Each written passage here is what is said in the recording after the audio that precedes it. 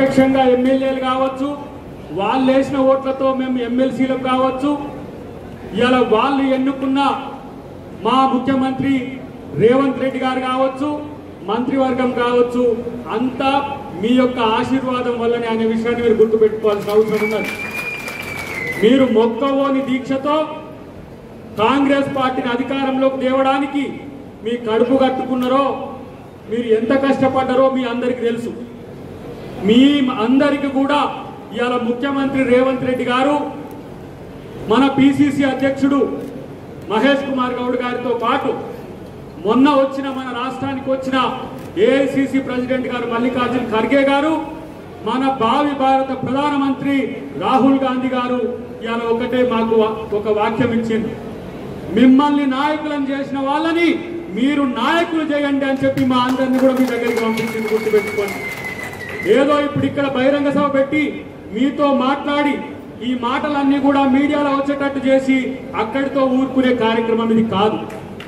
మీరు ఈ కార్యక్రమం తర్వాత మీరు ఒక్కొక్కరుగా లేదంటే మీరు జిల్లాల వారీగా మండలాల వారీగా వస్తే మీ యొక్క అభిప్రాయాలను వినడానికి నన్ను ఇక్కడ ఇన్ఛార్జిగా ఇక్కడ నన్ను నియమించింది. మీ యొక్క సమస్యలు చెప్పండి, మీ యొక్క కోరికలను చెప్పండి.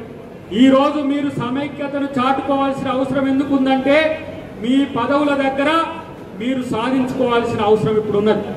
దానికి ఇవ్వడానికి పార్టీ సిద్ధంగా ఉన్నది. ఇంతకుముందు మంత్రి గారు ఇన్ఛార్జిగా ఇక్కడ ఉన్నారు. ప్రభుత్వానికి సంబంధించిన కార్యక్రమాలు కానీ, ప్రభుత్వ అభివృద్ధి కార్యక్రమాలు కానీ వారి నిర్ణయిస్తే ఇప్పుడు మనకు తుమ్మల నాగేశ్వరరావు గారు ప్రభుత్వం తరఫున మంత్రి, ఇలా నాయన్ రాజేందర్ రెడ్డి గారు కానీ జనరల్ సెక్రటరీలు ఇద్దరు కూడా పార్టీకి సంబంధించి మీరు ఎలాంటి కార్యక్రమాలు తీసుకోవాలన్నా వాళ్ళ దృష్టికి తీసుకురావచ్చు. నేనుగా ఈరోజు ఇన్ఛార్జిగా వచ్చింది ఏంటంటే మీకు మొట్టమొదటిగా చెప్పాల్సింది ఏంటంటే, ఒకటి కార్పొరేషన్ చైర్మన్లు, కార్పొరేషన్ డైరెక్టర్లు, ఈరోజు మండల పార్టీ అధ్యక్షులు, జిల్లా అధ్యక్షులకు కూడా భవిష్యత్తులో ఇలా నియామకం ఉంటుంది. దానితో పాటు జిల్లా కార్యవర్గము అంటే ట్రెజరీ నుంచి వైస్ ప్రెసిడెంట్, జనరల్ సెక్రటరీలు, తర్వాత సెక్రటరీలతో పాటు స్పోక్స్ పర్సన్స్ ఇవ్వడము, మండల స్థాయిలో మండల ఎగ్జిక్యూటివ్ కమిటీని ఏర్పాటు చేయడం అనేది నా బాధ్యత. మీరు ఈరోజు మీకు ఇంకా అవకాశం భవిష్యత్తులో ఉన్నది ఏంటంటే సర్పంచులుగా పోటీ చేసుకోవచ్చు, ఎంపీటీసీలుగా పోటీ చేసుకోవచ్చు, ఎంపీటీసీలుగా పోటీ చేసిన వాళ్ళు ఎంపీపీలుగా కావచ్చు, జడ్పీటీసీలుగా పోటీ చేసిన వాళ్ళు జడ్పీ చైర్మన్లు కావచ్చు. ఇంకా మీకు అవకాశం ఉంటే, మీలో ఎవరైనా టాలెంటెడ్ ఉంటే జిల్లా నుంచి కానీ ఎమ్మెల్యే గారి నుంచి కానీ రికమెండేషన్ వస్తే రాష్ట్ర కార్యవర్గంలో కూడా అవసరమైతే ఏఐసిసి కార్యవర్గంలో కూడా చేర్చడానికే మేము ఇక్కడ ఈ సమావేశానికి వచ్చామనే విషయాన్ని గుర్తుపెట్టుకోండి. ఈరోజు చాలా వరకు నేను చూస్తున్నా ఈ చైతన్యం కేవలం తెలంగాణలో మాత్రమే రావడానికి కారణం అమ్మ మీనాక్షి నటరాజన్ గారు.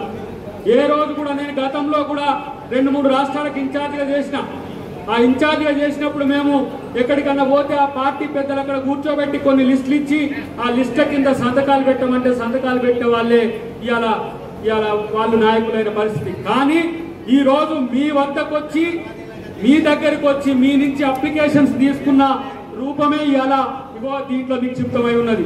900 పైచిలకి అబ్జర్వర్స్ ఏర్పాటు చేసిన ఈ లిస్ట్ లో నుంచి మనం ఒక క్వాలిటేటివ్ లీడర్స్ ను మనం తయారు చేసుకుంటున్నాం. దీంట్లో నుంచే డైరెక్టర్లు ఇస్తున్నాం, దీంట్లో నుంచే మండలి మన కార్పొరేషన్లకు ఇస్తున్నాం, దీంట్లో నుంచే ఇవాళ డైరెక్టర్లు ఇస్తున్నాం.